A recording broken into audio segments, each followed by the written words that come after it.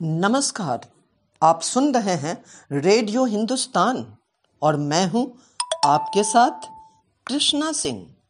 Radio Hindustan के अपने कार्यक्रम वैदिक विचार में हम बात करेंगे रूस और यूक्रेन के बीच चल रहे युद्ध की, जिसका विषय है अब खत्म हो यूक्रेन संकट। रूस के राष्ट्रपति व्लादिमीर पुतिन के इस दावे का यूक्रेन ने खंडन कर दिया है कि रूस यूक्रेन वार्ता में कुछ प्रगति हुई है। इधर तुर्की में रूस और यूक्रेन के विदेश मंत्रियों के बीच पिछले 3 दिनों से बराबर संवाद चल रहा है। जब यूक्रेन पर रूस का हमला शुरू हुआ था तो ऐसा लग रहा था कि 2-3 दिन में ही ज़ेलेंस्की सरकार धराशायी हो जाएगी और यूक्रेन पर रूस का कब्जा हो जाएगा। लेकिन 2 हफ्तों के बावजूद यूक्रेन ने अभी तक घुटने नहीं टेके हैं। उसके सैनिक और सामान्य नागरिक रूसी फौजियों का मुकाबला कर रहे हैं। इस बीच सैकड़ों रूसी सैनिक मारे गए हैं और उसके दर्जनों वायुयान तथा अस्त्र शस्त्र मार गिराए गए हैं। यूक्रेनी लोग भी मर रहे हैं और कई भवन भी धराशायी हो गए हैं। यूक्रेन का इतना विध्वंस हुआ है कि उससे पार पाने में उसे कई वर्ष लगेंगे। अमेरिका और यूरोपीय राष्ट्र उसकी क्षतिपूर्ति के लिए करोड़ों अरबों डॉलर दे रहे हैं। रूसी जनता को भी समझ में नहीं आ रहा है कि इस हमले को पुतिन इतना लंबा क्यों खींच रहे हैं।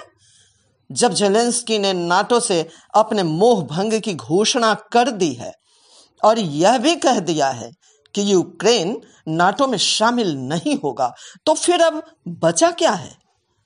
पुतिन अब भी क्यों अड़े हुए हैं? शायद वे चाहते हैं कि नाटो के महासचिव खुद यह घोषणा करें कि वे यूक्रेन को नाटो में शामिल नहीं करेंगे।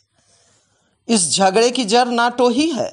नाटो के सदस्य यूक्रेन की मदद कर रहे हैं, यह तो अच्छी बात है, लेकिन वे अपनी नाक नीची होने देना नहीं चाहते हैं। उन्हें डर है कि यदि नाटो ने अपने कूटनीतिक हथियार डाल दिए तो उसका असर उन राष्ट्रों पर भी काफी गहरा पड़ेगा जो पूर्वी यूरोप और सोवियत संघ के हिस्सा थे। लेकिन अमेरिका और नाटो अब भी संकोच करेंगे तो यह हमला और इसका प्रतिशोध लंबा खिंच जाएगा, जिसका बुरा असर सारी दुनिया की अर्थव्यवस्था पर पड़ेगा। यूरोपीय राष्ट्रों को अभी तक रूसी गैस और तेल मिलता जा रहा है। उसके बंद होते ही उनकी अर्थव्यवस्था लंगड़ाने लगेगी। एशियाई और अफ्रीकी राष्ट्र भी उससे प्रभावित हुए बिना नहीं रहेंगे। जब तक रूस का सवाल है, उसकी भी दाल पतली हो जाएगी। पुतिन के खिलाफ रूस के शहरों में प्रदर्शन शुरू हो गए हैं। प्रचार तंत्र पर तरह तरह के प्रतिबंध लग गए हैं। पुतिन ने यूक्रेन में युद्धरत 8 कमांडरों को बर्खास्त कर दिया है। पुतिन को यह समझ में आ गया है कि यूक्रेन पर रूसी कब्जा बहुत महंगा पड़ेगा। कीव में थोपी गई कठपुतली सरकार ज्यादा कुछ नहीं कर पाएगी।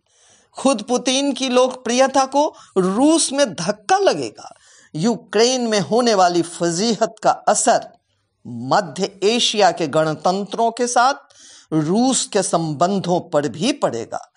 यूक्रेनी संकट के समाहार का यह बिल्कुल सही समय है।